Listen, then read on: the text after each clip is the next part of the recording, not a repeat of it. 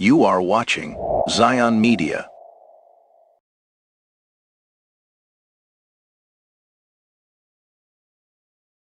ഒരു പ്രത്യേക ഉദ്ദേശ്യത്തിന് വേണ്ടിയാണ് ദൈവം നമ്മളെ വിളിച്ചത്. സ്തോത്രം. ദൈവം നമ്മെ ഓരോരുത്തരെയും വേർതിരിക്കുന്നത് അതിനൊരു പർപ്പസുണ്ട്, അതിനൊരു ഉദ്ദേശ്യമുണ്ട്. സ്തോത്രം. അത് ഗ്രഹിക്കുന്നവരാണ് ദൈവത്തിൻ്റെ വാക്കുകളെ അനുസരിച്ച് മുൻപോട്ട് നയിക്കപ്പെടുവാനായിട്ട് ഇടയായിത്തീരുന്നത്. എന്തിനാണ് ദൈവം എന്നെ വിളിച്ചത്? അതിനു മുൻപ് നാം ചിന്തിക്കേണ്ടത്, എന്നെ വിളിച്ചത് ആരാണ്?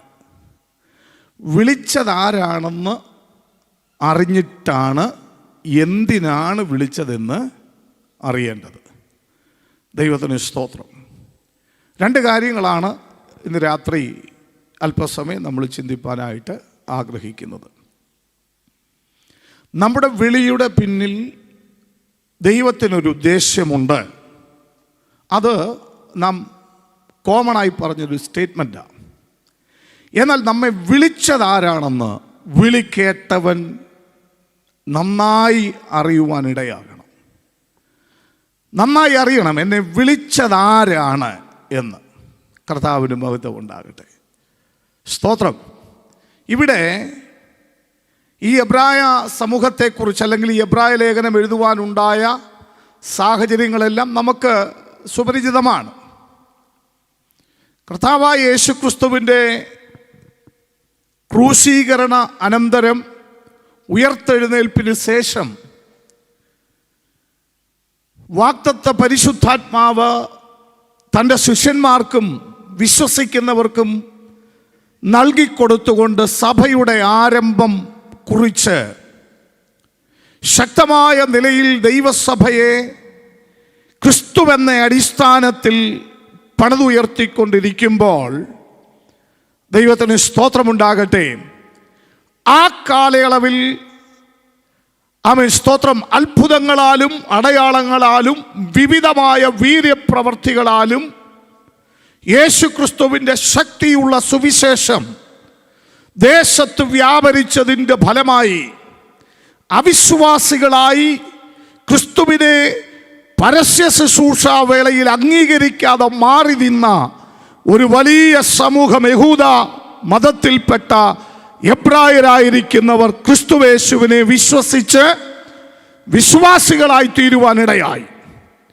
നാനാജാതികളിൽപ്പെട്ടവർ, പല ഭാഷകൾ സംസാരിക്കുന്നവർ, ഇവരൊക്കെ യേശുക്രിസ്തുവിൻ്റെ ക്രൂശീകരണാനന്തര ഉയർത്തെഴുന്നേൽപ്പിന് ശേഷവും അപ്പോസ്തലന്മാരാലും ചെയ്യപ്പെട്ട അടയാളങ്ങളാലും അത്ഭുതങ്ങളാലും വിവിധമായ വീര്യപ്രവർത്തികളാലും യേശുക്രിസ്തുവിൽ വിശ്വസിച്ച് ദൈവസഭയുടെ ഭാഗമായി ദൈവമക്കളായി തീരുവാൻ ദൈവം അവർക്ക് കൃപ നൽകി. ധാരാളം പേർ ചേരുവാനിടയായി.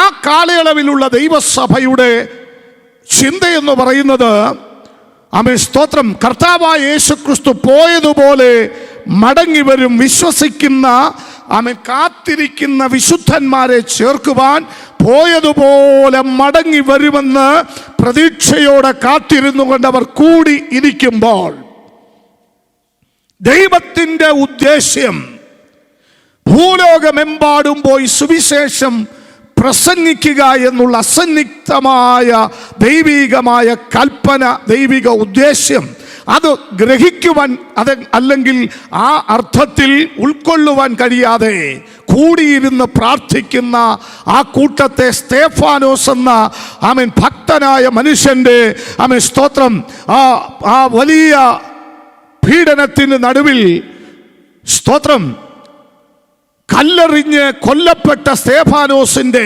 രക്തസാക്ഷി മരണത്തോടുകൂടെ സഭ ചിതറിപ്പോകുവാനിടയായി. നമുക്കറിയാവുന്ന കാര്യമാണ്. ചിതറിപ്പോയവർ അവരവർ പോയ സ്ഥലങ്ങളിൽ കർത്താവിൻ്റെ വചനം പ്രസംഗിക്കുകയും സഭകൾ കൂടി വന്ന് ആരാധിക്കുകയും സഭയായി അവർ ദൈവത്തെ മഹത്വപ്പെടുത്തുകയും ചെയ്തു. ധാരാളം യഹൂദന്മാർ അല്ലെങ്കിൽ എബ്രായ വിശ്വാസികൾ കർത്താവായ യേശുക്രിസ്തുവിങ്കലേക്ക് കടന്നു വരുവാനും വിശ്വസിപ്പാനും ഇടയായി. അവരുടെയൊക്കെ പ്രതീക്ഷ, അല്ലെങ്കിൽ അവരെല്ലാം പ്രത്യാശയോടെ കാത്തിരുന്നത് യേശു കർത്താവ് വേഗത്തിൽ മടങ്ങി വരും. എന്നാൽ വരുവാൻ കാലം വൈകുന്നു എന്ന് കണ്ടപ്പോൾ, കർത്താവിന് മഹത്വമുണ്ടാകട്ടെ, അവരിൽ പലരും വിശ്വാസത്തിൽ സ്തോത്രം ഉറച്ചു നിൽക്കുവാൻ കഴിയാതെ പ്രതികൂലമായ സാഹചര്യങ്ങളുടെ നടുവിൽ, അല്ലെങ്കിൽ സ്വന്തം ജനത്തിന്റെ പീഡനങ്ങളുടെ നടുവിൽ അവർ പിന്മാറിപ്പോകുന്ന ഒരു ഘട്ടം വന്നപ്പോൾ, ധന്യനായ പൗലോസ്ലീഹ തൻ്റെ സ്വന്തം ജനത്തെക്കുറിച്ചുള്ള എരിവ് നിമിത്തം അവരെ ദൈവകൃപയിൽ ഉറപ്പിച്ചു നിർത്തി അവരുടെ പ്രത്യാശ വർദ്ധിപ്പിക്കുവാൻ വേണ്ടി അവർക്ക് എഴുതി നൽകിയ ഈ ലേഖനത്തിൽ കർത്താവായ യേശുക്രിസ്തുവിനെ കുറിച്ചും അവർ പാരമ്പര്യമായി വിശ്വസിച്ചു പോന്നിരുന്ന അടിസ്ഥാനപരമായ ഉപദേശങ്ങളെ കുറിച്ചും ആചാരങ്ങളെ കുറിച്ചുമൊക്കെ അവരെ സവിസ്തരം പഠിപ്പിച്ചിട്ട് അവയിലൊക്കെയും തേജോമയനായ ക്രിസ്തുവിനെ വെളിപ്പെടുത്തി അവരെ ഒന്നുകൂടെ ഉറപ്പിച്ചു നിർത്തുന്ന ഈ ലേഖനത്തിന്റെ 3-ാമത്തെ അധ്യായത്തിന്റെ 1-ാമത്തെ വാക്യത്തിൽ അവരെ വിളിക്കുകയാണ്. ദൈവത്തിന് സ്തോത്രം. അതുകൊണ്ട് വിശുദ്ധ സഹോദരന്മാരെ, സ്വർഗീയ വിളിക്ക് ഓഹരിക്കാരായുള്ളവരെ, അവരോട് പറയുകയാ, നിങ്ങൾ സാധാരണപ്പെട്ടവരല്ല, നിങ്ങൾ ഉന്നതമായ വിളിയാൽ വേർതിരിക്കപ്പെട്ടവരാണ്. കർത്താവിന് മഹത്വമുണ്ടാകട്ടെ. സ്തോത്രം. അബ്രഹാമിനെ മെസൊപ്പൊത്താമിയയിലെ ഊർ എന്ന് പറയുന്ന ദേശത്തു നിന്ന് താൻ തന്നെ അവന് പ്രത്യക്ഷനായി വേർതിരിച്ച് തന്റെ ജനമായി അവനിൽ നിന്ന് ഇസഹാക്കിനെയും അവരുടെ തലമുറകളെയും കൊടുത്തുകൊണ്ടൊരു വലിയ സമൂഹത്തെ വാർത്തെടുത്ത സർവശക്തൻ, സ്തോത്രം, സ്വന്തം ജനമായി സീനായ് പർവ്വതത്തിനു മുകളിൽ വെച്ച് മിസ്രൈമിൽ നിന്ന് കടന്നു വന്ന ആ ജനത്തിന് തന്റെ വിരലുകൾ കൊണ്ടെഴുതിയ കൽപ്പനകൾ കൊടുത്തിട്ട് സ്വന്തം ജനമെന്ന് അവരെ കുറിച്ച് ഡിക്ലെയർ ചെയ്ത ശേഷം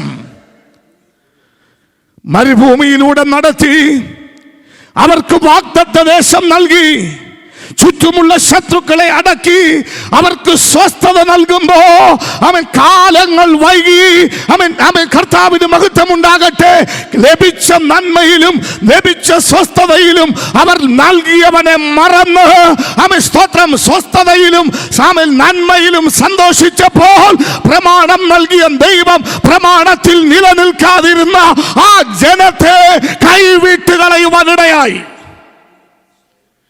സ്തോത്രം, സ്തോത്രം. പ്രമാണം നൽകിയ ദൈവം അവരെ കൈവിട്ട് കളയുവാനിടയായി. BC 586 കടന്നു വരുമ്പോൾ ആ ജനം ലോകത്തിൻ്റെ നാനാഭാഗങ്ങളിലേക്ക് ചിതറിപ്പോയി. പ്രിയരെ, ഇത് എബ്രായ വിശ്വാസ സമൂഹത്തോട്, അല്ലെങ്കിൽ യഹൂദ മതത്തോട്, യഹൂദന്മാരോടുള്ള ബന്ധത്തിൽ നമ്മൾ പഠിക്കുന്ന കാര്യമാണ്. ഒരുവനിൽ നിന്നൊരു ജാതിയെ ഉളവാക്കി അവർക്ക് ദൈവത്തിൻ്റെ കൽപ്പന നൽകി അവരെ സ്വന്തം ജനമായി നിലനിർത്തിയ ദൈവം വിളിച്ചവനെ മറന്നപ്പോൾ നിഷ്കരുണം തള്ളിക്കളയുവാൻ ആ ദൈവത്തിന് ഒരു പ്രയാസവും ഉണ്ടായില്ല. അപ്പോൾ ഇന്ന് രാത്രി വിളിക്കുന്നവൻ, അതേ വിളി കേട്ടവൻ ഓർത്തിരിക്കേണ്ടത് ആരാണ് വിളിച്ചതെന്നാണ്. ഇന്ന് രാത്രി എന്നെ കേൾക്കുന്ന ദൈവത്തിൻ്റെ പൈതലേ, സ്തോത്രം, വിളി കേട്ടവരായ നമ്മൾ മറന്നു പോകരുതാത്തതായ ഒരു കാര്യമുണ്ട്. എന്നെ വിളിച്ചതാരാണ്? സ്തോത്രം, ഞാൻ ആരായി തീർന്നു എന്നല്ല, എനിക്കെന്ത് സ്വസ്ഥത ലഭിച്ചു എന്നല്ല, എനിക്കെന്ത് ഉയർച്ച ലഭിച്ചു എന്നല്ല, സമൂഹത്തിൽ എനിക്കെന്ത് മാന്യത ലഭിച്ചു എന്നല്ല, എന്നെ വിളിച്ചതാരാണ് എന്ന ഓർമ്മ മറന്നു പോകരുത്. അത് ഹൃദയത്തിനകത്ത് ഓർത്തു വിശുദ്ധീകരിക്കുന്നവർക്കായി ഇന്ന് രാത്രി ഞാൻ ദൈവത്തിന് സ്തോത്രം അർപ്പിക്കുകയാ. എന്നോട് ചേർന്ന് ഈ രാത്രി എത്ര പേർക്ക് കർത്താവിനെ സ്തുതിച്ചൊന്ന് ആരാധിപ്പാൻ കഴിയും? എന്നെ വിളിച്ചതാരാണെന്ന് എനിക്ക് നല്ല ബോധ്യമുണ്ട്. എനിക്ക് നല്ല ബോധ്യമുണ്ട്. Price the Lord. നമ്മെ വിളിച്ചതാരാണെന്ന് നല്ല ബോധ്യമുണ്ടാകണം. നോക്കണമേ, എബ്രായ വിശ്വാസികളോടാണ് ഇത് പറയുന്നത്. കർത്താവിന് മഹത്വം. എന്നാൽ ഈ വാക്യത്തിൻ്റെ അടിസ്ഥാനത്തിൽ നമുക്ക് ഊറ്റം കൊള്ളാൻ ഒരു യോഗ്യതയുമില്ല. അതാണ് എൻ്റെ പ്രസംഗ വിഷയം. ഈ വാക്യം വായിച്ച് നമുക്ക് ഉള്ളാലെ സന്തോഷിക്കാൻ വലിയ കാര്യങ്ങളൊന്നുമില്ല. ഇത് എബ്രായ വിശ്വാസികളോടാണ് പറയുന്നത്. അതുകൊണ്ട് വിശുദ്ധ സഹോദരന്മാരെ, സ്വർഗീയ വിളിക്ക് അതിനകത്ത് ഞാനും നിങ്ങളും പെടുമോ? ഞാനിത് പറയുന്നത് വളരെ വ്യക്തമായി നമ്മുടെ ഹൃദയത്തിലേക്കൊന്ന് ഇറങ്ങാൻ. ഇത് നമ്മൾ പെടുമോ? ഇല്ല. ഇത് എഴുതുന്നത് ആർക്കാ? എബ്രായ വിശ്വാസികൾക്ക് വേണ്ടിയാ. നമ്മൾ പെടുകയല്ല. ഞാൻ തെളിയിച്ചു തരാം. Price the Lord. എന്നാൽ നമ്മളും ഈ വിളിക്ക് യോഗ്യരായി, അല്ലെങ്കിൽ ആക്കി. സ്തോത്രം. നമ്മൾ യോഗ്യരായത് അവൻ നമ്മെ യോഗ്യരാക്കി. നമ്മുടെ വിളിയുടെ പിന്നിൽ ദൈവത്തിനൊരു ഉദ്ദേശ്യമുണ്ട്. സന്തോഷത്തോടെ കർത്താവിനെ സ്തുതിച്ചാട്ടെ. ഈ ഇസ്രായേലിനെ സംബന്ധിച്ച് ദൈവത്തിൻ്റെ വചനത്തിൽ പറയുന്ന ചില യോഗ്യതകൾ അവർക്കുണ്ട് കേട്ടോ. നമുക്ക് കാണാപ്പാടമായിട്ട് അറിയാവുന്ന വേദഭാഗങ്ങളാണെങ്കിലും ഒന്ന് വായിച്ചേ. റോമർക്ക് എഴുതിയ ലേഖനം, റോമിലുള്ള വിശുദ്ധന്മാർക്ക് എഴുതിയ ലേഖനം, അതിൻ്റെ 9-ാം അധ്യായം 4-ാമത്തെ വാക്യം ഒന്ന് വായിക്കാമോ? അവർ ഇസ്രായേലിയർ പുത്രത്വവും തേജസ്സും നിയമങ്ങളും ന്യായപ്രമാണവും ആരാധനയും വാഗ്ദത്തങ്ങളും അവർക്കുള്ളവ. Praise the Lord. ഞാൻ ഈ ദൈവവചനം പറയുമ്പോൾ സൈലൻ്റായിട്ട് നിങ്ങൾ എന്നോട് കൂടെ വന്ന് ചിന്തിക്കണം കേട്ടോ. അവർ ഇസ്രായേല്യർ റോമിലുള്ള വിശുദ്ധന്മാരോട് പറയും. വിളിക്കപ്പെട്ട ഏവർക്കുമെന്നാണ് അതിൻ്റെ ഹെഡിങ് തുടങ്ങുന്നത്.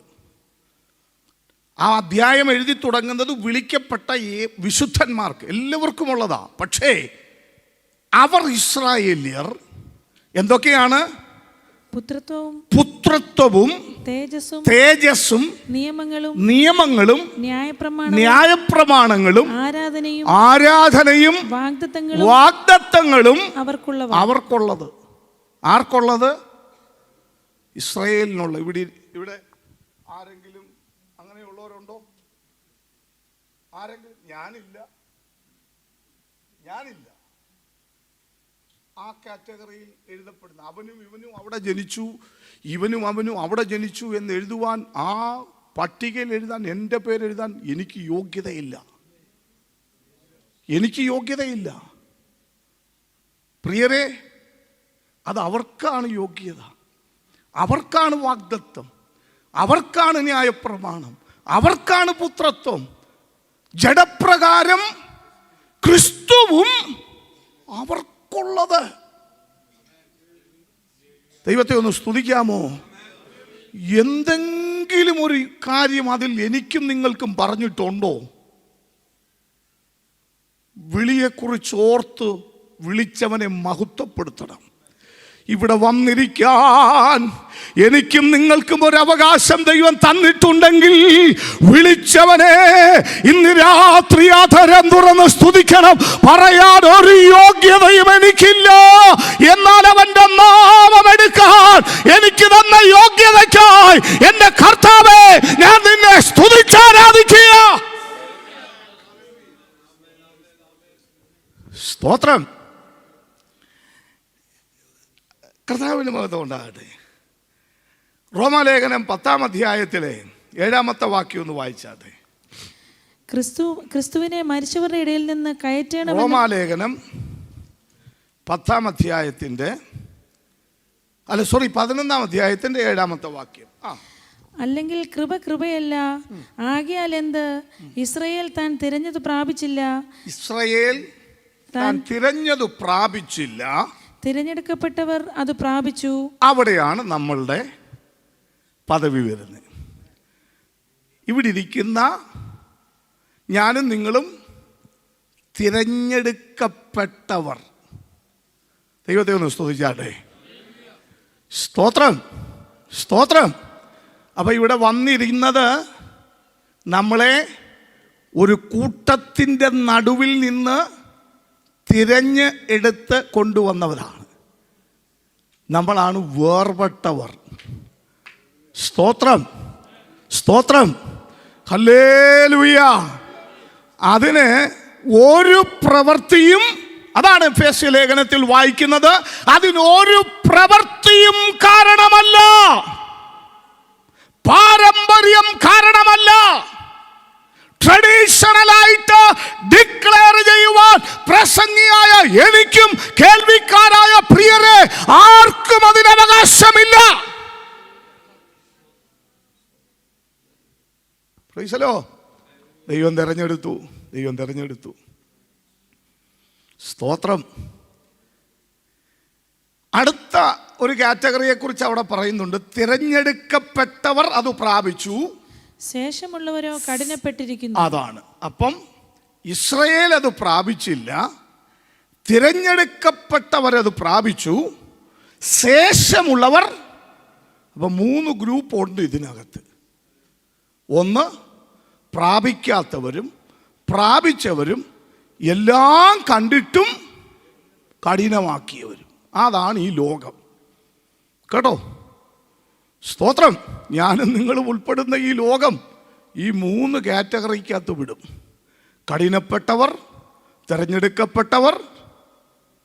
ഞാൻ ഈ പറയുന്നത് ഞാൻ എപ്പോഴും പറയാറുണ്ട്, ഈ ഓപ്പൺ മീറ്റിങ്ങിലൊക്കെ നമ്മുടെ സുവിശേഷത്തെക്കുറിച്ച് അല്ലെങ്കിൽ വിളിയെക്കുറിച്ച്, ദൈവിക ഉദ്ദേശ്യത്തെക്കുറിച്ച് നന്നായി പറയണം.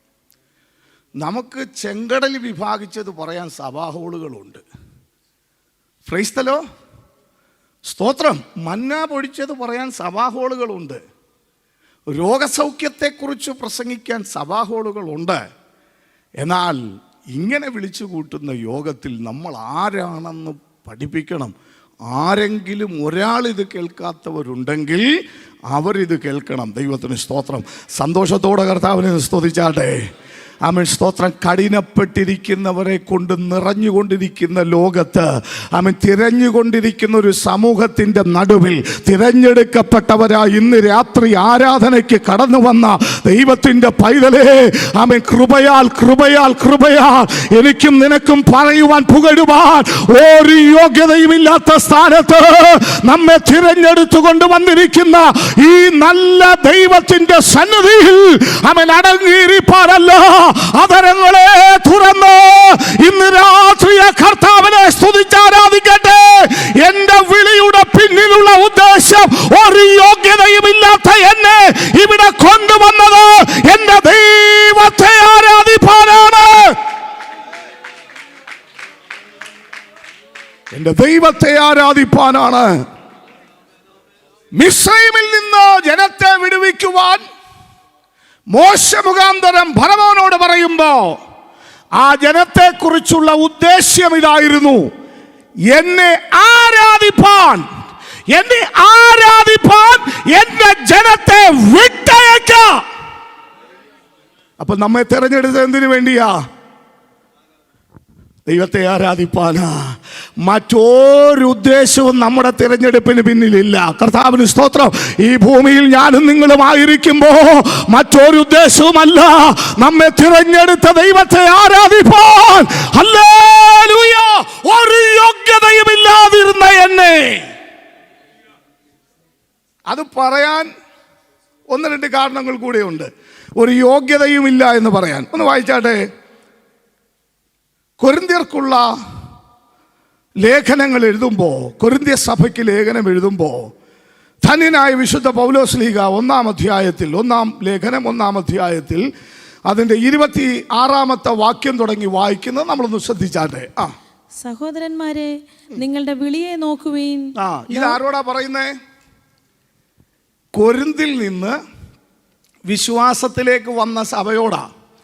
മുൻപറഞ്ഞ ഒരു യോഗ്യതകളും അവകാശപ്പെടാനില്ലാത്ത ഒരു ജാതി, അവരിൽ നിന്ന് വിടുവിക്കപ്പെട്ട് ദൈവസന്നിധിയിൽ വന്നിരിക്കുന്ന ആ ജനത്തോട് സർവശക്തനായ ദൈവത്തിൻ്റെ ആത്മാവിൻ്റെ ശക്തിയിൽ ധന്യനായ പൗലോസ് പറയുകയാണ്, സഹോദരന്മാരെ, നിങ്ങളുടെ വിളിയെക്കുറിച്ച് നിങ്ങൾ എന്ത് ചെയ്യണം? ഒന്ന് ശ്രദ്ധിക്കണം. നിങ്ങളുടെ വിളിയെക്കുറിച്ച് നിങ്ങൾ ശ്രദ്ധിക്കണം. എന്താണ് അവിടെ പറയുന്നതെന്ന് വായിച്ചാട്ടെ. ലോക അഭിപ്രായ പ്രകാരം ജ്ഞാനികളേറെയില്ല, ബലവാന്മാരേറെയില്ല, കുലീനന്മാരും ഏറെയില്ല. ജ്ഞാനികളെ ലജ്ജിപ്പിപ്പാൻ ഏറെയില്ല എന്ന് പറയുമ്പോ ആരൊക്കെയോ എവിടെയൊക്കെയോ ഉണ്ട്. ഒന്നുമില്ല എന്നല്ല, ഉണ്ട്, എവിടെയൊക്കെയോ ഉണ്ട്. പക്ഷെ നിങ്ങളതല്ല,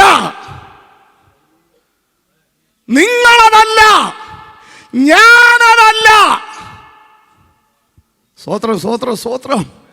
ദൈവത്തിന് മഹത്വം ഉണ്ടാകട്ടെ. ദൈവത്തെ ഒന്ന് സ്തുതിച്ചാട്ടെ. ആമേൻ. അത് മനസ്സിലാക്കി കഴിയുമ്പോൾ നമ്മുടെ ആരാധനയ്ക്കൊരു വ്യത്യാസമുണ്ടാകും, നമ്മുടെ സ്തോത്രത്തിനൊരു വ്യത്യാസമുണ്ടാകും, നമ്മുടെ ഇരിപ്പിനൊരു വ്യത്യാസമുണ്ടാകും. ആമേൻ. നമ്മുടെ നടപ്പിനൊരു വ്യത്യാസമുണ്ടാകും, നമ്മുടെ ആത്മീയ ജീവിതത്തിനൊരു വ്യത്യാസമുണ്ടാകും. ഞാൻ ആരാണെന്നറിയുമ്പോഴാണ്, എന്നെ വിളിച്ചവൻ ആരാണെന്നറിയുമ്പോഴാണ് എന്റെ ആരാധനയ്ക്കൊരു വ്യത്യാസമുണ്ടാകുന്നത്.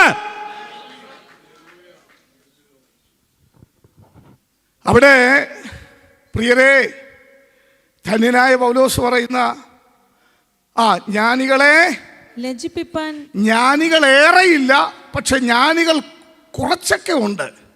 ആ ജ്ഞാനികളെ ലജ്ജിപ്പിപ്പാൻ ദൈവം ലോകത്തിൽ നിന്ന് ഭോഷത്വമായത് തിരഞ്ഞെടുത്തു. ഞാൻ വായിച്ചല്ലോ, ഇസ്രായേൽ താൻ തിരഞ്ഞതു പ്രാപിച്ചില്ല, തിരഞ്ഞെടുക്കപ്പെട്ടവർ അത് പ്രാപിച്ചു എന്ന് പറഞ്ഞാൽ ഈ വാക്യം പറയുകയാണ്, അവൻ ജ്ഞാനികളെ ലജ്ജിപ്പിപ്പാൻ ദൈവം ലോകത്തിൽ ഭോഷത്വമായത് അവൻ തിരഞ്ഞെടുക്കുവാനിടയായി. അപ്പൊ ഇവിടെ ഇരിക്കുന്നവര് ജ്ഞാനികളാണോ? ലോകപ്രകാരം എന്നോട് പിണക്ക് തോന്നരുത്. നമ്മുടെയൊക്കെ മട്ടും ഭാവവും കണ്ട ദൈവത്തിന് ആലോചന പറഞ്ഞു കൊടുത്തവരാന്നാ. നമ്മുടെ ഇരിപ്പും ആ പോക്കും വരവും ഒക്കെ കണ്ട കർത്താവ് പോലും രാവിലെ വന്ന് എന്നോട് അഡ്വൈസ് ചോദിച്ചിട്ടാ പോകുന്നത്. സ്തോത്രം. പ്രിയരേ, നാം വിളിച്ചവനെ ഒന്ന് അറിയണം, നമ്മുടെ വിളിയെക്കുറിച്ചൊന്ന് അറിയണം. നിങ്ങളുടെ മുമ്പിൽ നിൽക്കുന്ന പാസ്റ്റർ വൈറജിയിൽ നിങ്ങൾക്ക് ഒരുപാട് അയോഗ്യതകൾ കണ്ടെത്താൻ കഴിയും. തന്നെ ഈ മൈക്കുമായിട്ട് എന്നെ ഇതിൻ്റെ മുമ്പിൽ നിർത്തിയവൻ എൻ്റെ സകല അയോഗ്യതകളെയും മാറ്റിയിട്ടാണ് നിർത്തിയത്. കാരണം അവൻ യോഗ്യനായ ദൈവമാ. അവൻ ദൈവത്തിന് സ്തോത്രമുണ്ടാകട്ടെ. ആ സന്തോഷത്തോടെ കർത്താവിനെ ഒന്ന് സ്തുതിച്ചാരാധിച്ചാട്ടെ. ഹല്ലേലൂയ. എത്ര പേർക്ക് നാവ് തുറന്ന് ദൈവത്തെ ഒന്ന് സ്തുതിപ്പാൻ കഴിയും? ഹല്ലേലൂയ. എനിക്ക് പറയുവാൻ ഒരു യോഗ്യതയുമില്ല. ഞാനിവിടെ വരുമ്പോൾ, ഇത് ലൈവ് ആയതുകൊണ്ട് ശ്രദ്ധിച്ച് വർത്തമാനം പറയണം. ഞാനിവിടെ വരുമ്പോൾ സ്റ്റേറ്റ് ഓവർസിയർ വന്നു, ബഹുമാന്യൻ വന്നു, ആദരണീയൻ വന്നു എന്നൊക്കെ പറയും. ഇതൊക്കെ ആ ഡെസിഗ്നേഷനോടുള്ളൊരു റെസ്പെക്റ്റാണ്. സ്തോത്രം. അതെനിക്ക് കിട്ടിയത് കൊണ്ട് ആ പദവിയിൽ ഞാൻ ആയിരിക്കുന്ന ചില ദിവസങ്ങളിൽ ആ റെസ്പെക്റ്റ് എനിക്ക് കിട്ടുന്നു. അതാ പദവിയോടുള്ള ബഹുമാനം. അതുകൊണ്ട് ഞാനത് കഴിയുന്ന ഉടനെ, അല്ലെങ്കിൽ ഞാൻ ആദരണീയനായതുകൊണ്ടല്ല എന്നെ ഈ പദവി ഏൽപ്പിച്ചത്. എനിക്കൊരു യോഗ്യതയുമില്ല, ഒരു യോഗ്യതയുമില്ല. പൗലോസ് പറയുന്നത് എന്താ? ഞാൻ ഇങ്ങനെ പ്രസംഗിക്കുന്നതുകൊണ്ട് നിങ്ങൾക്ക് ആർക്കും വിഷമമൊന്നുമില്ലല്ലോ. നല്ല വന്ദേ ഭാരത് പോകുന്ന പോലെ പോകാൻ എനിക്കറിയാം. പക്ഷേ ഇതൊന്ന് കേൾക്കണ്ടേ? തിരുവനന്തപുരത്ത് നിന്ന് വന്ദേ ഭാരത് വിട്ടാൽ പിന്നെ കാസർഗോഡേ നിൽക്കത്തുള്ളൂ. അങ്ങനെ പോകാനും എനിക്കറിയാം. പക്ഷേ ഇതൊന്ന് കേൾക്കണ്ടേ? സ്തോത്രം. പ്രൈസ്തലോ, പ്രൈസ്തലോ. എനിക്ക് ഒരു യോഗ്യതയുമില്ല. ആർക്കാ യോഗ്യത? ഏതു മനുഷ്യനും നിവർന്നു നിന്നാൽ, ഉറച്ചു നിന്നാൽ ഒരു ശ്വാസത്തേക്കാൾ ലഘു. ആ സത്യം അറിയാമെങ്കിൽ ദൈവത്തെ ഒന്ന് സ്തുതിക്കേ. ഇരിക്കുന്ന കസേരയിൽ നിന്ന് എഴുന്നേക്കണോ എന്ന് ദൈവം വിചാരിക്കണം. ഈ ചെയറിൽ നിന്നൊക്കെ എഴുന്നേറ്റ് ഇത് വിട്ടു പോകണമെന്ന്, ഈ മൈക്കും താത്തു വെച്ചേച്ച് വീട്ടിലോട്ട് പോകാനുള്ള യാത്ര പോകണമെന്ന് ദൈവം ചിന്തിക്കും. ഞാൻ എപ്പോഴും പറയുന്ന കാര്യം എന്തിനാണെന്നറിയാമോ? നമ്മളത് ഓർത്ത് വേണം മുമ്പോട്ട് പോകാൻ. പ്രൈസ്തലോ, ആമേൻ, സ്തോത്രം. സ്വന്തം ജനത്തെ ആദരിക്കാതെ തള്ളിക്കളഞ്ഞവനുണ്ടല്ലോ. അർഹതയില്ലാത്ത സ്ഥാനത്ത് കാട്ടൊലിവിൽ നിന്ന് വെട്ടിയെടുത്ത് നല്ല ഒലിവിനോടൊട്ടിച്ച് ചേർത്ത ഒരു ദൈവമുണ്ട്. ഇന്ന് രാത്രി ആ കർത്താവിനെ ആരാധിക്കുവാൻ ആത്മാവിൽ സന്തോഷമുള്ളവര് ആ കരങ്ങളെ അടിച്ച് ആത്മാവിൽ ദൈവത്തെ സ്തുതിച്ചാട്ടെ. ഹല്ലേലൂയ, പ്രൈസ് ദി ലോർഡ്, ആമേൻ. ജ്ഞാനികളേറെയില്ല, പക്ഷെ ഉള്ള ജ്ഞാനികളെ ലജ്ജിപ്പിക്കുവാൻ ദൈവം ലോകത്തിൽ ഭോഷത്വമായത് തിരഞ്ഞെടുത്തു. ഞാൻ പറയാറുണ്ട്, ഞാൻ വലിയ ജ്ഞാനിയൊന്നും, ശലോമോനെ പോലെ സർവജ്ഞാനമുള്ളവനൊന്നുമല്ല. ഒരുപാട് മണ്ടത്തരം ചെയ്യുന്ന ഒരാളാണ്. അതാണ് ആസാ പറഞ്ഞാൽ പൊട്ടനും. പക്ഷെ നമ്മുടെ നടപ്പ് കണ്ടാൽ ആകാശത്തെ വിരിച്ച ഞാനാന്ന് വിചാരിക്കും. ഞാൻ പൊട്ടനും. ഒന്ന് സ്വയം പറയണം, ഞാൻ പൊട്ടനും ഒന്നും അറിയാത്തവനുമായി നിന്റെ മുമ്പിൽ. അപ്പൊ പൊട്ടന്മാരെ ബുദ്ധിമാന്മാരാക്കുന്ന സർവശക്തൻ എൻ്റെ കഴിവുകേടുകളെ കഴിവുള്ളതാക്കി തീർക്കും. Praise the Lord. കഴിവുള്ളവനെ കഴിവുള്ളവനാക്കുന്നവനല്ല ദൈവം. കഴിവില്ലാത്തവനെ, ബലഹീനമായതിനെ, അശക്തമായതിനെ, തള്ളപ്പെട്ടതിനെ, പുറംപറമ്പിൽ എറിയപ്പെട്ടതിനെ, തിരസ്കരിക്കപ്പെട്ടതിനെ, ആരും ഗണിക്കാത്തതിനെ ചേർത്ത് നിർത്തുന്ന ഒരു കർത്താവ് ഇന്ന് രാത്രി ഈ ഓഡിറ്റോറിയത്തിലുണ്ട്.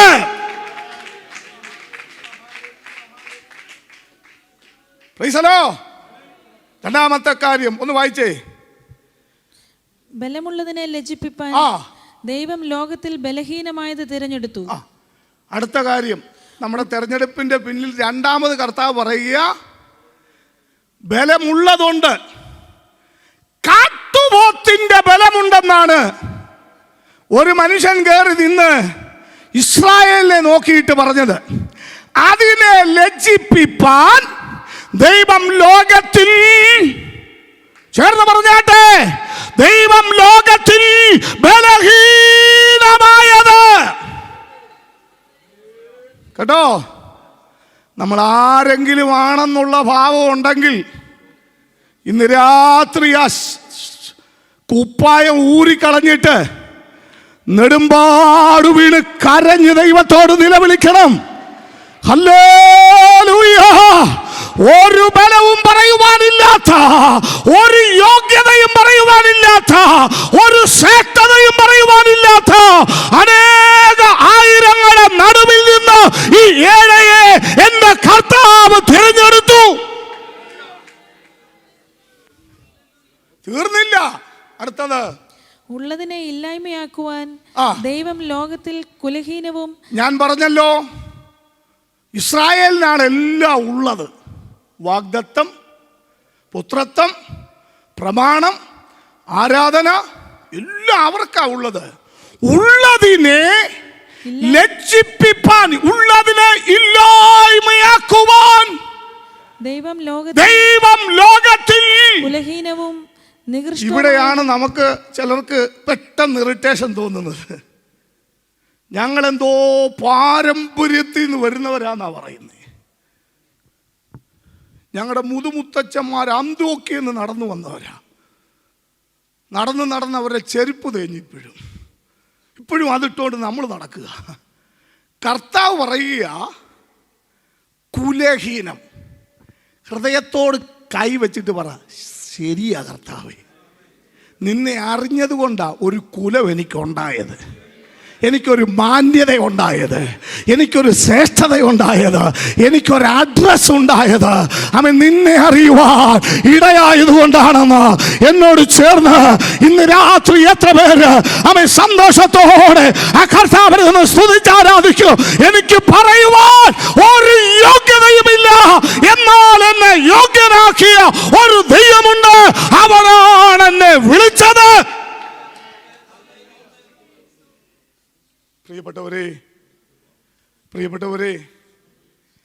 കുലഹീനമായതും അടുത്തത് നികൃഷ്ടമായതിനെയും ഏതുമില്ലാത്തതിനെയും തിരഞ്ഞെടുത്തു. ഈ വാക്യം ദിവസം ഒരു തവണയെങ്കിലും വായിക്കുന്നത് നന്നായിരിക്കും. നമ്മൾ അധികം തല പൊക്കത്തില്ല.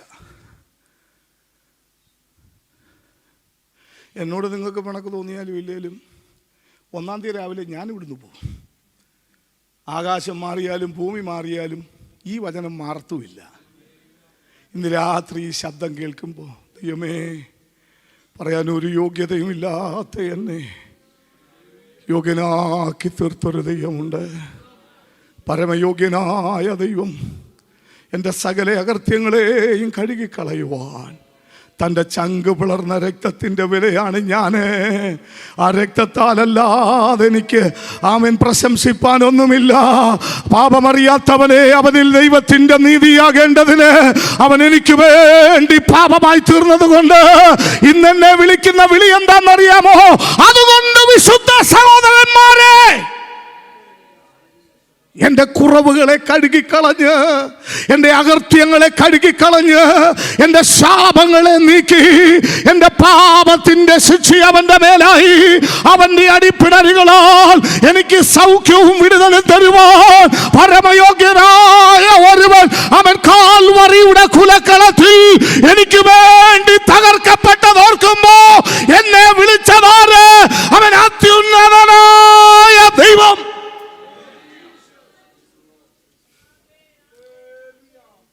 സ്തോത്രം, സ്തോത്രം. ഈ വിളിയുടെ മഹത്വം അറിയുന്നത് വിളിച്ചവൻ ആരാന്നറിഞ്ഞിട്ടാ. ഈ രാജ്യത്തിൻ്റെ നിയമങ്ങളൊക്കെ എങ്ങനെയാ? വളരെ ശക്തമാണ്. ഞാൻ ഇതുവരെയും അമേരിക്കയിൽ പോയിട്ടില്ല. പോകണമെന്നുള്ള ആഗ്രഹം കൊണ്ട് നടക്കുന്നതല്ല. ഞാനൊരു കാര്യം പറയാം.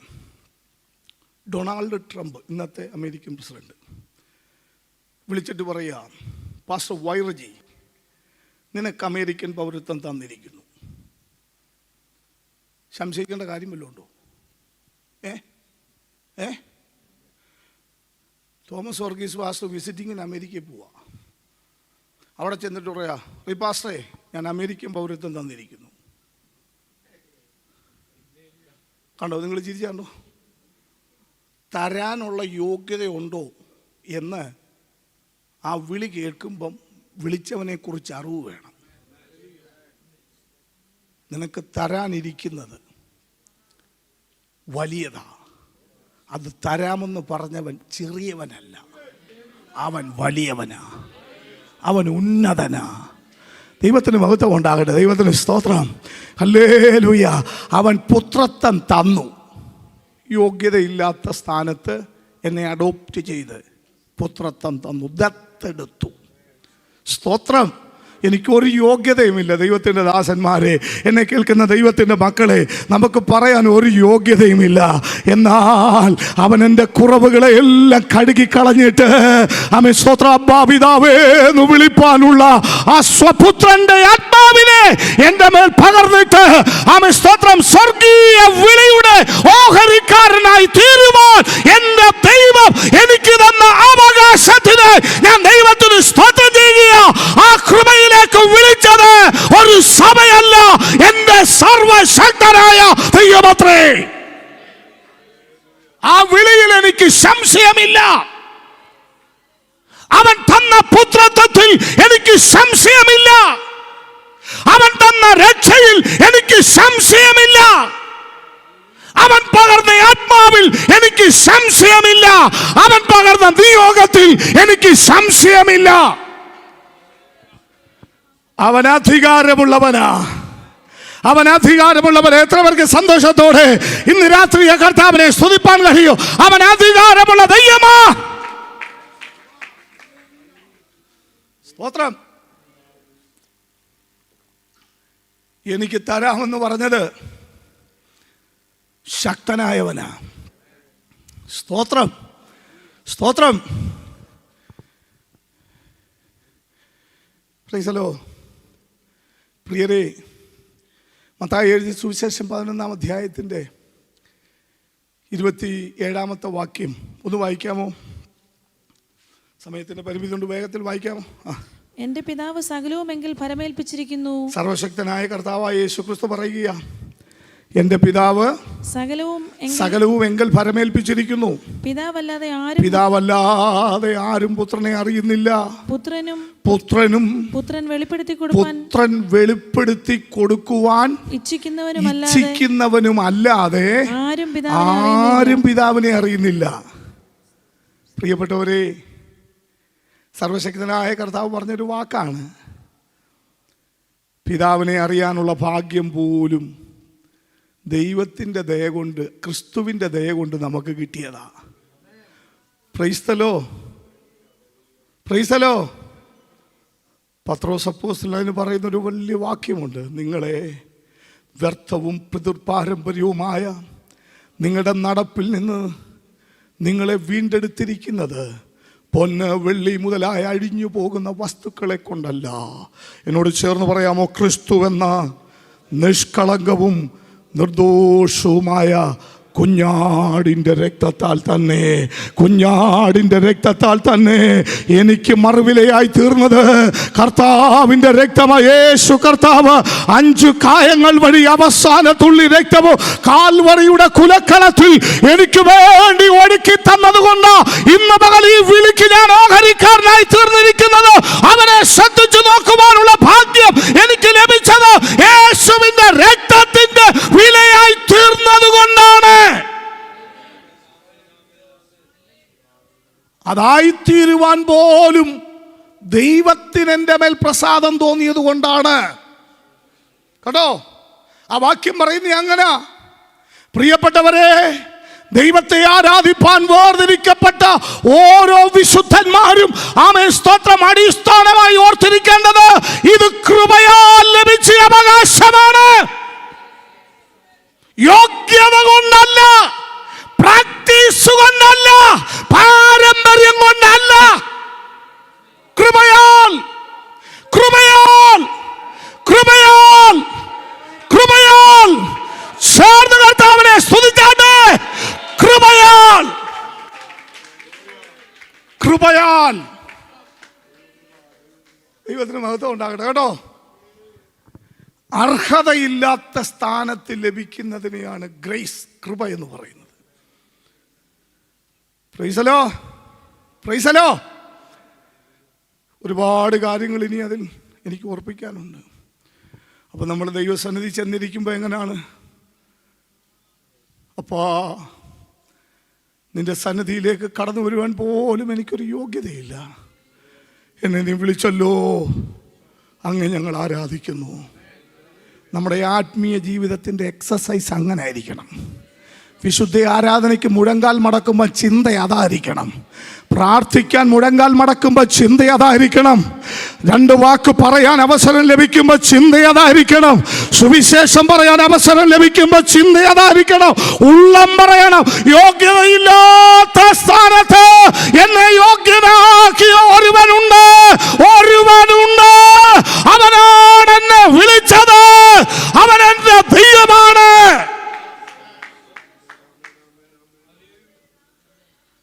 അത് മറന്നു പോകുമ്പോഴാണ് നമ്മുടെ ആത്മീയ ജീവിതത്തിന് ദ്രവത്വം സംഭവിക്കുന്നത്. നമ്മൾ ആരെങ്കിലുമൊക്കെ ആയിത്തീരാം, പക്ഷേ ഈ അറിവ് നമ്മിൽ നിന്ന് നഷ്ടപ്പെടുമ്പോ നാം ദൈവസന്നിധിയിൽ ആരുമല്ലാതായിത്തീരും. ആരെങ്കിലും ആയിത്തീർന്നവൻ അറിവ് നഷ്ടപ്പെട്ടാൽ, ഞാൻ മുൻപ് ഓർപ്പിച്ചു, പ്രമാണം പ്രാപിച്ചവർ ആ പ്രമാണം നൽകിയവനെ അറിയാതായപ്പോ നിഷ്കരുണം തള്ളിക്കളഞ്ഞെങ്കിൽ അർഹതയില്ലാത്ത സ്ഥാനത്ത് ഈ യോഗ്യത പ്രാപിച്ചവൻ, പ്രാപിച്ച ദൈവമൈതലേ, ആ അറിവ് നിന്നിൽ നിന്ന് നഷ്ടപ്പെട്ടാൽ സ്വന്തം ജാതി ആദരിക്കാത്തവൻ, അതാണ് പൗലോസ് പറയുന്നത്, നമ്മെയും ചേർന്നെന്ന് പറയാമോ, നമ്മെയും ആദരിക്കാതെ വന്നേക്കാം. അതുകൊണ്ട് ഞെളിയാതെ ഭയപ്പെടുക. രണ്ട് വാക്ക് പറയാൻ അവസരം ലഭിച്ചാൽ കർത്താവേ കൃപ, പാട്ട് പാടാൻ അവസരം ലഭിച്ചാൽ കർത്താവേ കൃപ, കൊടുക്കാൻ ലഭിച്ചാൽ കർത്താവേ കൃപ, പ്രസംഗിക്കാൻ ലഭിച്ചാൽ കർത്താവേ കൃപ, നയിക്കാൻ ലഭിച്ചാൽ കർത്താവേ കൃപ. അതിനപ്പുറം പോയാൽ നമ്മളെല്ലാം നിത്യതയ്ക്ക് വേണ്ടി വിളിക്കപ്പെട്ടവരാ കേട്ടോ. 10 മിനിറ്റ് കൂടെ എടുക്കാമല്ലോ. നിത്യതയ്ക്ക് വേണ്ടി വിളിക്കപ്പെട്ടതാ. ഈ എബ്രായ ലേഖനത്തെ എടുത്ത വാക്യത്തേക്കൊന്ന് കറന്നൊന്ന് സംസാരിക്കാനൊന്നും സമയം കിട്ടിയില്ല. ഞാനിത് എക്സ്പ്ലെയിൻ ചെയ്തങ്ങ് പോയതുകൊണ്ട് 4-ാം അധ്യായം 1-ാമത്തെ വാക്യം കൂടെ ഒന്ന് വായിച്ചാട്ടെ. അവന്റെ സ്വസ്ഥതയിൽ പ്രവേശിപ്പാനുള്ള വാഗ്ദത്തം ശേഷിച്ചിരിക്കയാൽ നിങ്ങളിൽ ആർക്കെങ്കിലും അത് ലഭിക്കാതെ പോയി എന്ന് വരാതിരിപ്പാൻ നാം ഭയപ്പെടുക. ദൈവമക്കളെ, ഞാൻ വിചാരിക്കുന്നത് നാം എല്ലാം ഈ വചനം ഗ്രഹിച്ചിട്ടുള്ളവരാണ്. നമുക്ക് സ്വസ്ഥതയിൽ പ്രവേശിപ്പാനുള്ളൊരു വാഗ്ദത്തം ശേഷിച്ചിട്ടുണ്ട്. ശേഷിച്ചിരിക്കയാൽ നിങ്ങളിൽ ആർക്കെങ്കിലും അത് ലഭിക്കാതെ പോയി എന്ന് വരാതിരിപ്പാൻ നാം ഭയപ്പെട്ടോണം കേട്ടോ. നാം ഭയപ്പെട്ടോണം. എന്താണ് നമ്മുടെ അൾട്ടിമേറ്റ് എയിം എന്ന് പറയുന്നത്? നിത്യതയാണ്. അത് നഷ്ടപ്പെടുത്തി ഒരു കോംപ്രമൈസ് ഉണ്ടാകരുത്. അത് സ്ഥാനമാകട്ടെ, മാനമാകട്ടെ, സമ്പത്താകട്ടെ, ഉയർച്ചയാകട്ടെ, എന്താകട്ടെ, കർത്താവ് സൗജന്യമായി തന്ന രക്ഷനിമിത്തം അത് പ്രവേശനം ലഭിച്ചിരിക്കുന്ന നാം നിത്യതയിൽ പ്രവേശിക്കാതിരിപ്പാൻ തക്കവണ്ണം ഏതിലെങ്കിലും കുടുങ്ങിപ്പോകാൻ ഇടയുണ്ട്. കുടുങ്ങിപ്പോകാതിരിപ്പാൻ ശ്രദ്ധയോടെ, ഭയത്തോടെ ദൈവത്തെ സേവിച്ചോണം. അതാണ് നിന്റെ വിളിയുടെ പിന്നിലുള്ള ഉദ്ദേശ്യം. ധന്യനായ പൗലോസ് പറയുകയാണ്, ഞാൻ ക്രിസ്തുവെന്ന ഏക പുരുഷന് നിർമ്മല കന്യകയായി നിങ്ങളെ ഏൽപ്പിപ്പാൻ വിവാഹം നിശ്ചയം ചെയ്തിരിക്കുന്നുണ്ട്. ഉപായിയായ സാത്താൻ ഹവ്വായെ ചതിച്ചതുപോലെ നിങ്ങളെ വഞ്ചിക്കാതിരിപ്പാൻ ശ്രദ്ധിച്ചോണം. ഏത് കാര്യവും മുമ്പിൽ കൊണ്ടുവരും, അവിടെ വിവേചിച്ച് വേണം മുമ്പോട്ട് പോകാൻ കേട്ടോ. സ്തോത്രം, സ്തോത്രം, സ്തോത്രം, സ്തോത്രം. ദൈവത്തെ ഒന്ന് മഹത്വപ്പെടുത്തിയാട്ടെ. ഹല്ലേലൂയ. യേശുവിനെ ശ്രദ്ധിച്ച് നോക്കണം, വേറെ ആരെയും നോക്കാൻ. ധന്യനായ പൗലോസ് പറയുന്നുണ്ട്, നിങ്ങൾ എന്നെ നോക്കി എൻ്റെ അനുകാരികളായിരിക്കാൻ പറയുന്നുണ്ട്. നമുക്ക് പറയാൻ പ്രാഗൽഭ്യം ഉണ്ടാകണം, എന്നെ നോക്ക്. പക്ഷേ പൗലോസ് അപ്പോസ്തലൻ ഉറപ്പിച്ച് പറഞ്ഞത് യേശുവിനെ ശ്രദ്ധിച്ചു നോക്കാനാണ്. 12-ാം അധ്യായത്തിൽ പൗലോസ് വീണ്ടും പറയുക, സാക്ഷികളുടെ ഇത്ര വലിയ സമൂഹം നമുക്ക് ചുറ്റും നിൽക്കുന്നത് കൊണ്ട് സകല ഭാരവും മുറുകെ പറ്റുന്ന പാപവും വിട്ട് നമുക്ക് മുമ്പിൽ വെച്ചിരിക്കുന്ന ഓട്ടം സ്ഥിരതയോടെ ഓടണം. സ്ഥിരതയോടെ നാം സ്വീകരിച്ചു പറയുന്ന അപ്പോസ്തലനും മഹാപുരോഹിതനുമായിരിക്കുന്ന യേശുവിനെ ശ്രദ്ധിച്ചു നോക്കണം. നമ്മുടെ ലക്ഷ്യം ക്രിസ്തുവിലാ, നമ്മുടെ നോട്ടം ക്രിസ്തുവിലാ, നമ്മുടെ ഓട്ടം ക്രിസ്തു തന്നതാ. Price the Lord, praise the Lord. അത് സൗജന്യമായി ലഭിച്ചതാ, കൃപയാൽ ലഭിച്ചതാ. ഹല്ലേലൂയ. കൃപയാൽ പ്രാപിച്ചവൻ ഗൗരവത്തോടെ അത് ശ്രദ്ധിക്കേണ്ടത് ആവശ്യമാ. സ്തോത്രം. ഈ 11-ാം അധ്യായം എന്ന് പറയുന്നത് വിശ്വാസവീരന്മാരുടെ പട്ടികയാണ്. പറഞ്ഞ് അവസാനം വരുമ്പോൾ അവിടെ പറയുന്നു, ചിലർ രാജ്യങ്ങളെ കീഴടക്കി, ചിലർ സിംഹങ്ങളുടെ വായടച്ചു, തീയുടെ ബലം കെടുത്തി, ഒരുപാട് കാര്യങ്ങൾ വിശ്വാസത്താൽ ചെയ്തു. അതിൻ്റെ കുറെ കൂടെ താഴോട്ട് വരുമ്പോൾ ആമേൻ സ്തോത്രം 36-ാമത്തെ വാക്യത്തിൽ നമ്മൾ ഇങ്ങനെ വായിക്കുന്നു, ചിലർ ഏറ്റവും നല്ലൊരു ഉയർത്തെഴുന്നേൽപ്പ് ലഭിക്കേണ്ടതിന് ഉദ്ധാരണം കൈക്കൊള്ളാതെ ഭേദ്യമേറ്റു. അപ്പം നമ്മുടെ ലാസ്റ്റ് ഗോളെന്ന് പറയുന്നത് എന്താ? അവസാനം ചെന്ന് നിൽക്കുന്ന ഏറ്റവും നല്ല ഉയർത്തെഴുന്നേൽപ്പ്. അതിനെയാണ് എബ്രായ വിശ്വാസിയോട് പറയുന്ന ഒരു സ്വസ്ഥത. എന്നാൽ ക്രിസ്തു നിമിത്തം തലയിറക്കപ്പെട്ടവരും ഈർച്ചവാളിനാൽ അറുക്കപ്പെട്ടവരും പന്തം പോലെ ജീവനോടെ കത്തിയമർന്നവരും സകലവും നഷ്ടപ്പെട്ടവരും ഇതെല്ലാം നോക്കിയത് ഈ നാട്ടിലെ ഉദ്ധാരണമല്ല, ഈ നാട്ടിലെ ഉയർച്ചയല്ല, ഈ നാടിന്റെ ശ്രേഷ്ഠതയല്ല. എനിക്കൊരു ഉയർത്തെഴുന്നേൽപ്പുണ്ട്, എനിക്കൊരു ഉയർത്തെഴുന്നേൽപ്പുണ്ട്. ഞാൻ വാക്കുകൾ ഇവിടെ അവസാനിപ്പിക്കുമ്പോൾ ഈ പുസ്തകത്തിൽ നിന്ന് ഇന്ന് രാത്രി നിങ്ങളെ ഓർപ്പിച്ചുണർത്തുന്നത് ഒരു നല്ല ഉയർത്തെഴുന്നേൽപ്പ്, ഒരു നല്ല ഉയർത്തെഴുന്നേൽപ്പ്. കാഹള ശബ്ദത്തിന് മുൻപിൽ തേജസ്കരണം പ്രാപിച്ച് കാന്തനായ കർത്താവിനോട് ചേരുന്ന പ്രാക്കളെ പോലെ പറന്നുയരുന്ന ഒരു നല്ല ഉയർത്തെഴുന്നേൽപ്പ്. അതിന് തത്തുല്യം ഇവിടുത്തെ സമ്പത്ത് പറ്റുകയില്ല, അതിന് തത്തുല്യം ഇവിടുത്തെ ആസ്തിയോ സ്ഥാനങ്ങളോ മാനങ്ങളോ പറ്റുകയില്ല. അതിന് തുല്യം അതുമാത്രം. ആ ശബ്ദം കേൾക്കുന്നവർ, മരിച്ചവർ, കല്ലറയിൽ അടക്കപ്പെട്ടവർ ദൈവപുത്രന്റെ ശബ്ദം കേൾക്കും. കേൾക്കുന്നവർ ജീവിക്കും. പ്രിയപ്പെട്ടവരെ, ഞാനും നിങ്ങൾ ലോകം വേണ്ട എന്ന് പറഞ്ഞ് കർത്താവിനെ അനുഗമിപ്പാൻ ഇറങ്ങിയത് ആ നല്ല ഉയർത്തെഴുന്നേൽപ്പിന് വേണ്ടിയാ. എൻ്റെ വിളിയുടെ പിന്നിലുള്ള ഉദ്ദേശം ഈ ലോകത്തോടുകൂടെ നശിക്കാതെ, ഈ ലോകത്തോടുകൂടെ ന്യായവിധിയിൽ അകപ്പെടാതെ എൻ്റെ കർത്താവ് ഒരുക്കുന്ന നിത്യതയുടെ ആ സന്തോഷം പ്രാപിച്ച് ആത്മാവിൽ ദൈവത്തെ ആരാധിപ്പാനാണ്. അതിനപ്പുറം ഈ വിളിയുടെ പിന്നിൽ ദൈവത്തിനൊരു ഉദ്ദേശമില്ല. ആ കാഴ്ചപ്പാടിനെ തകിടം മറിക്കുന്നതൊന്നും പ്രിയരേ നമ്മുടെ ജീവിതത്തിൽ വരല്ലേ. അടുത്ത സെക്കൻഡ് എനിക്ക് ഉറപ്പില്ല, ഈ സെക്കൻഡ് എനിക്ക് ഉറപ്പുള്ളൂ. ഉറപ്പുള്ള സെക്കൻഡിൽ എനിക്കൊരു ഉറപ്പുണ്ട്. അടുത്ത സെക്കൻഡ് എനിക്ക് ലഭിച്ചില്ലെങ്കിലും എനിക്ക് നല്ലൊരു ഉയർത്തെഴുന്നേൽപ്പുണ്ട്. എത്ര പേർ ഇന്ന് രാത്രി എന്നോട് ചേർന്ന കർത്താവിനെ ഒന്ന് സ്തുതിക്കും.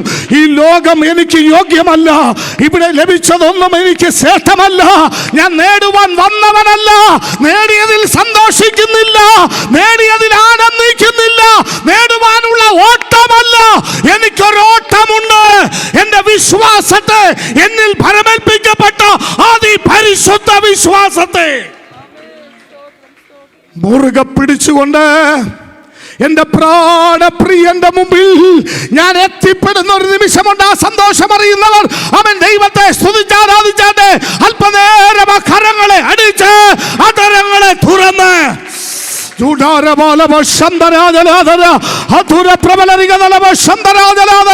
യേശുവിന്റെ നാമത്തില് ഇന്ന് രാത്രി ആ സന്തോഷത്താൽ നാം നിറയപ്പെടട്ടെ.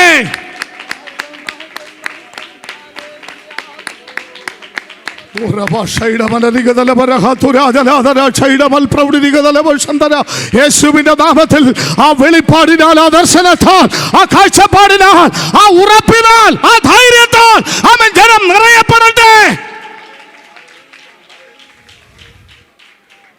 എന്റെ നാഥൻ വരും, അധികം വൈകത്തില്ല, അധികം വൈകത്തില്ല. നാം എല്ലാം അവിടെ കാണും.